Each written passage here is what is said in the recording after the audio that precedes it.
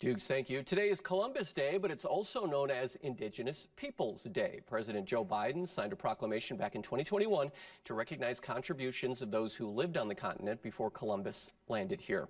Governor Tony Evers has recognized Indigenous Peoples Day since 2019. He celebrated the day with a video message saying Wisconsin is home to 12 tribal nations. He says that as governor, maintaining a relationship with tribal nations will always be one of his top priorities.